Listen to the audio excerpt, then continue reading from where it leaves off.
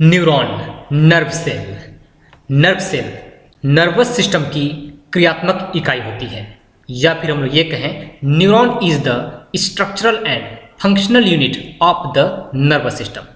और नर्व जो कोशिका है, इसकी जर्म लेयर की बात करें तो एक्टोडर्म जर्म लेयर से यह बनता है। नर्व कोशिका या नर्व सेल, इसके 3 मुख्य पार्ट्स होते हैं। सबसे फर्स्ट है सेल बॉडी, दूसरा डेंड्रॉयड, तीसरा एक्सॉन। एक एक को जानेंगे। जैसे कि सेल बॉडी, डायग्राम में जैसे यहाँ दिखाई पड़ रहा है, इस हिस्से को सेल बॉडी कहा जाता है। और इस सेल बॉडी में या फिर साइटोन में एक बीच में केंद्रक होता है जिसे न्यूक्लियस कहेंगे, और इसके चारों ओर निजल्स ग्रेनल्स होते हैं। एक्चुअली में निजल्स जो ग्रेनल्स हैं, यह इंडोप्लाज्मिक रेटिकुलम, राइबोसोम व गोल्जी बॉडी का एक कॉम्प्लेक्स एक पार्टिकल्स होता है। यहाँ पर प्रोटीन सिंथेसिस की प्रक्रिया होती है तथा प्रोटीन व एमिनो एसिड को बाद में टारगेटिंग कर दिया जाता है गोल्जी बॉडी के द्वारा। अब हम लोग अगले क्रम में ये जानेंगे डेंड्रॉइड्स के बारे में। डेंड्रॉइड्स जैसे कि सेल बॉडी के चारों ओर एक प्रोजेक्शन नुमा, फिंगर नुमा जो उभार संरचना दिखाई पड़ता है, इसे ही डेंड्रॉन कहते हैं या फिर डेंड्रॉइड्स कहा जाता है। अब समझिए कि डेंड्रॉइड्स करते क्या हैं। यह नर्वस इंपल्स या फिर नर्वस जो इंपल्स होती है, उस नर्वस इंपल्स को रिसीव करते हैं, डेंड्रॉइड्स अपनी ओर लेते हैं। तो ये जो डेंड्रॉन के जो फाइबर हैं, नर्व इंपल्स को क्या करता है, अपनी ओर जो है लेता है।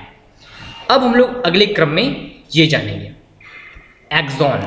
अब देखिए कि एक्सॉन वाले हिस्से, इस पूरा एक लंबा स्ट्रक्चर दिखाई पड़ रहा है, इसे एक्सॉन कहा जाता है। ये पूरे हिस्से को एक्सॉन कहा जाता है। तो अब एक्सॉन को समझेंगे कि एक्सॉन में क्या क्या चीजें होती है। तो सबसे पहले देखिए कि एक्सॉन की जो बाहर जो मेम्ब्रेन है, उसे एक्सोलेम्मा कहते हैं।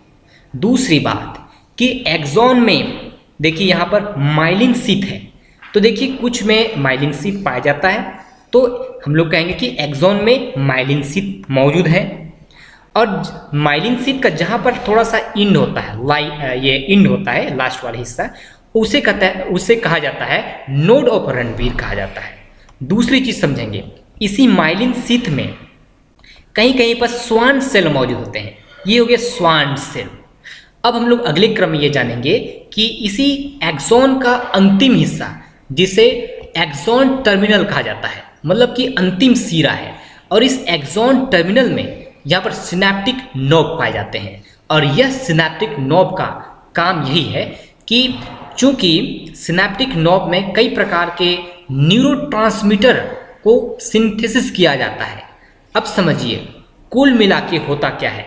ये जो न्यूरोट्रांसमीटर है वह एसिटिलकोलाइन, डोपामिन, गाबा, जिसका पूर्ण रूप है गामा एमिनो ब्यूट्रिक एसिड, व कई प्रकार के और अदर न्यूरोट्रांसमीटर का काम ही है कि जो नर्व इंपल्स है उसे दूसरे नर्व कोशिका को दे देना।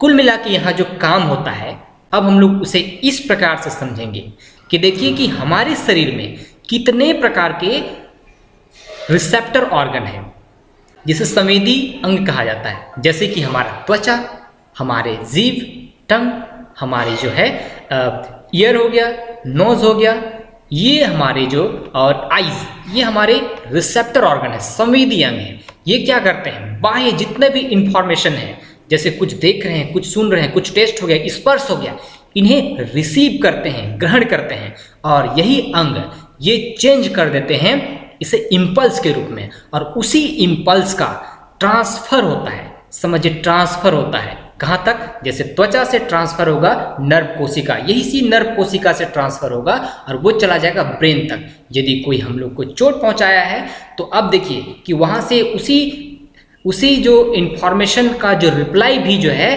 कि इसी नर्व कोशिका से लाया जाता है।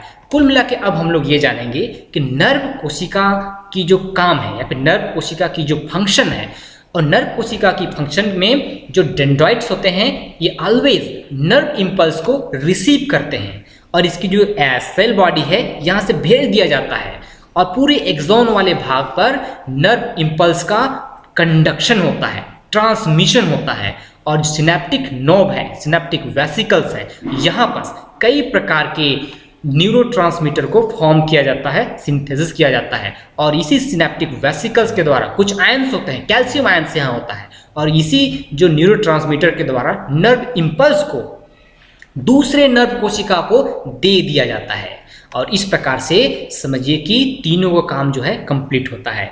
मैंने बताया कि डेंड्राइट्स नर्व इम्पल्स को रिसीव करना, एक्सॉन नर्व इम्पल्स को कंडक्शन करना और जो है कि एक्सॉन टर्मिनल जो है नर्व इम्पल्स को ट्रांसमिट कर देना, दूसरे को दे देना। इस प्रकार से इसकी काम जो है कंप्लीट होता है। अब हम लोग कुछ इस प्रकार से जो नर्व कोशिका है उसमें कुछ मल्टीपोलर न्यूरॉन्स हैं। मल्टीपोलर मतलब कि एक एक्सॉन रहेगा और कई सारे डेंड्राइट्स रहेंगे। बाइपोलर जिसमें एक एक्सॉन हो गया और दूसरा जो है कि एक डेंड्राइट्स हो गया। तीसरा यूनिपोलर जिसमें जो है केवल जो है यूनिपोलर में केवल एक्सॉन बस मौजूद रहता है और एक्सॉन ही हमेशा जो है एम्ब्रियोनिक स्टेज पे पाए जाते हैं। अगले क्रम में हम लोग ये जानेंगे कि यदि देखिए कि एक्सॉन की मैंने बात किया तो एक्सॉन भी मैंने बताया किसी में माइलिन होता है, किस में माइलिन नहीं होता है। तो माइलिन किस में होता है उसे हम लोग को जानने की जरूरत है। तो देखिए कि माइलिन जहाँ पर पाया जाता है तो वहाँ पर चूंकि माइलिन है और वहाँ पर स्वान सेल है तो ये स्पाइनल और क्रैनियल जो नर्व होता है वहाँ पर से मौजूद होते हैं। इसके अलावा जो माइलिनेटेड जो एक्सॉन है वहाँ पर देखिए कि व्हाइट मैटर, ब्रेन की व्हाइट मैटर के पास से पाए जाते हैं। ब्रेन का व्हाइट मैटर और ग्रे मैटर होता है तो व्हाइट मैटर में यहाँ पर पाए जाते हैं। और अगले क्रम में हमें ये जाननी है कि जो नॉन माइलिनेटेड या फिर माइलिन शीथ नहीं है वो कहाँ पाया जाता है। तो वो ग्रे मैटर, ब्रेन के ग्रे मैटर वाले भाग हैं वहाँ पर इस प्रकार के नर्व कोशिका पाए जाते हैं। इसके अलावा जो है जितने भी ऑटोनोमस या फिर जिसको हम लोग कहें कि सोमैटिक न्यूरॉन्स कहेंगे जिसमें सिंपैथेटिक नर्व और पैरासिम्पैथेटिक जो नर्व होते हैं वहाँ पर या फिर उस प्रकार के जो नर्व कोशिका हैं उसमें माइलिन शीथ जो है नहीं पाया जाता है। ये हमें जो है ये जाननी है।